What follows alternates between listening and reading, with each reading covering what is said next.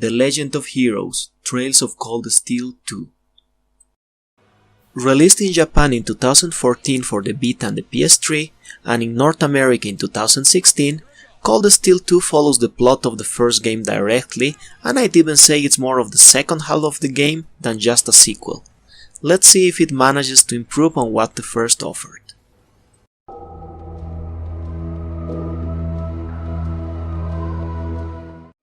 Following the events of the first game, war has started in the region and our heroes spend most of the time trying to reunite while helping civilians avoid the worst effects from the conflict. The setting is quite interesting and the game starts quite strongly, but it quickly slows down and lacks too many interesting events until the end of the game.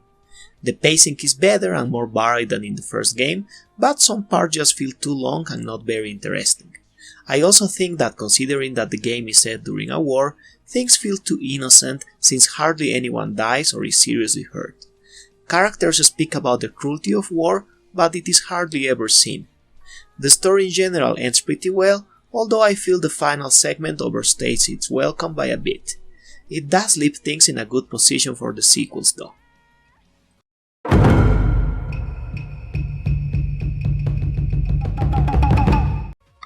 Not much to say here, since these things are basically the same as in the first game.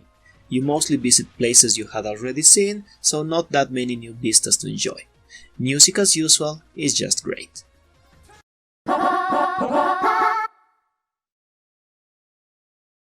Not much new when it comes to exploration or combat for the most part, besides the overdrive mechanic that allows you to take 3 turns for free if you have it unlocked with a partner, and makes arts castable instantly plus healing you and causing all physical attacks you make to unbalance.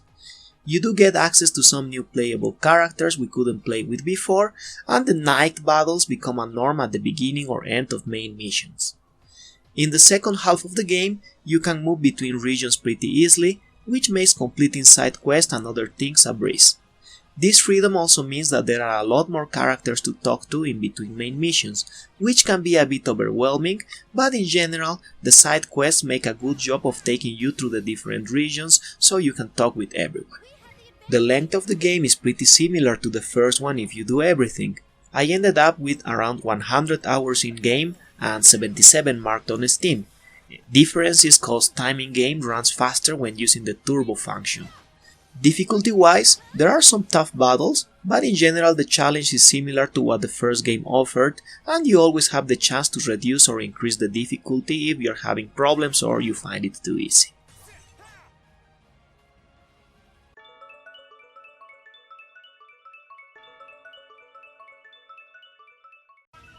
Close to a 5, but I feel that when it comes to pacing, dungeon design and story character development, they could have done a bit more. Some parts feel too long and uneventful, and dungeons feel a bit too simple.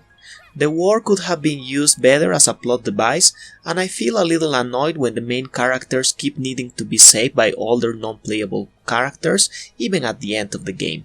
This makes it clear that this is just the first half of the Erebonian story arc.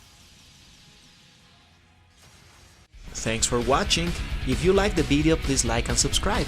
You can expect more reviews on RPGs in the future.